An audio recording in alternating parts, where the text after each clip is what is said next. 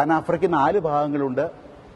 ഇനി അനാഫ്രയ്ക്ക് ആരംഭിക്കുന്നതിന് മുമ്പായിട്ട് നമ്മൾ വിശ്വാസ പ്രമാണം ചിലത് കാര്യം പറഞ്ഞു. AD 325 നിക്കിയ സുനാദോസിലും AD 381 കോൺസ്റ്റാന്റിനോപ്പിൾ സുനാദോസിലും രൂപം കൊണ്ട് വിശ്വാസ പ്രമാണം ഏറ്റുചൊല്ലിക്കൊണ്ടാണ് അനാഫ്ര ആരംഭിക്കുന്നത്.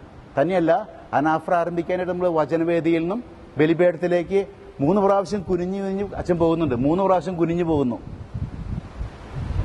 ഭൂമിയിൽ നിന്നും സ്വർഗത്തിലേക്ക് വരാൻ ഞാൻ അയോഗ്യനാണെന്ന് പ്രകടിപ്പിച്ചുകൊണ്ടാണ് 3 പ്രാവശ്യം കുനിഞ്ഞ് ബലിപീഠത്തിന്റെ അരികിൽ ചെന്നിട്ട് ഇവിടെ 3 ഇടങ്ങളിൽ ചുംബിക്കുന്നുണ്ട് അനാഫ്ര ആരംഭിക്കുന്നതിന് മുമ്പ്. ഈ 3 ഇടങ്ങൾ ചുംബിക്കുന്നത് അപ്പോൾ ഈ ബലിപീഠം ത്രിത്വൈക ദൈവത്തിന്റെ സിംഹാസനത്തെയാണ് സൂചിപ്പിക്കുക. ത്രിത്വൈക ദൈവത്തിന്റെ സിംഹാസനത്തെ സൂചിപ്പിക്കുന്ന ബലിപീഠത്തോടുള്ള ബഹുമാനം പ്രകടിപ്പിക്കാനാണ് 3 ഇടങ്ങളിൽ ചുംബിക്കുന്നത്. അപ്പോൾ മദ്ബഹ സ്വർഗത്തെ സൂചിപ്പിക്കുന്നു, ബലിപീഠം ത്രിത്വൈക ദൈവത്തിന്റെ സിംഹാസനത്തെ സൂചിപ്പിക്കുന്നു. 3 ഇടങ്ങൾ ചുംബിച്ചുകൊണ്ട് അനാഫ്ര ആരംഭിക്കുന്നു. അനാഫ്രയുടെ ആദ്യ ഭാഗത്ത് പിതാവായ ദൈവത്തെ സൂചിപ്പിക്കുന്ന കോമൺ പ്രണാമ്യ പ്രാർത്ഥന, അതിന്റെ അവസാനം സമാധാനാശംസ.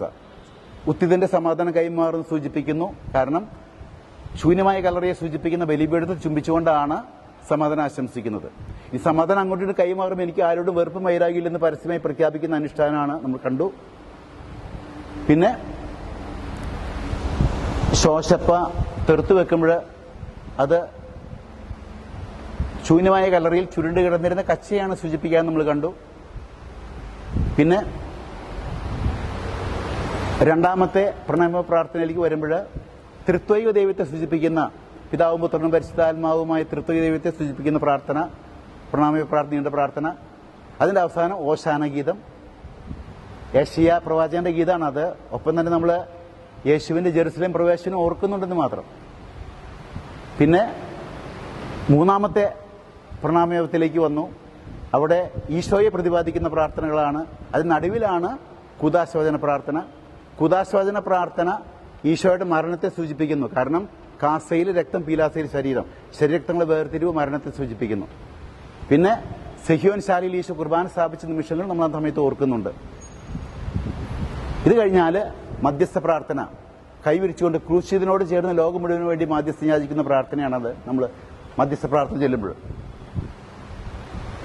അത് കഴിഞ്ഞാൽ നാലാമത്തെ പ്രണാമ പ്രാർത്ഥന, പരിശുദ്ധാത്മാവ് സഭയിൽ പ്രവർത്തിക്കുന്ന കാര്യങ്ങളെ കുറിച്ച് പ്രതിപാദിക്കുന്നു. അതിന് അവസാനമാണ് പരിശുദ്ധാത്മാവ് ഇറങ്ങി വന്ന് ഗോതമ്പപ്പവും മുന്തിരിച്ചാറും കർത്താവിന്റെ ശരീരക്തമായി മാറുന്ന പ്രക്രിയ പൂർത്തീകരിക്കുന്ന റൂഖർഷണ പ്രാർത്ഥന. അതോടെയാണ് അനാഫ്ര സമാപിക്കുക. ദ ഹോൾ അനാഫ്ര ഇസ് കോൺസെക്രേറ്ററി നമ്മളെ സംബന്ധിച്ചിടത്തോളം. അതിന്റെ ക്ലൈമാക്സ് റൂഖർഷണ പ്രാർത്ഥനയിലാണ്. അനാഫ്ര വളരെ പ്രധാനപ്പെട്ട കുർബാനയുടെ ഭാഗമാണ്. യേശു ബലിയർപ്പിക്കുന്ന യേശുവിനോട് ചേർന്ന് ശുശ്രൂഷ പൗരോഹിത്യം സ്വീകരിച്ച അച്ഛനും മാമോദീസായുടെ പൊതു പൗരോഹിത്യം സ്വീകരിച്ച പുരോഹിത ഗണവും ഒരുമിച്ച് ബലിയർപ്പിക്കുന്നു. അതാണ് അനാഫ്ര പ്രാർത്ഥന സിറോ മലബാർ കുർബാനയിൽ.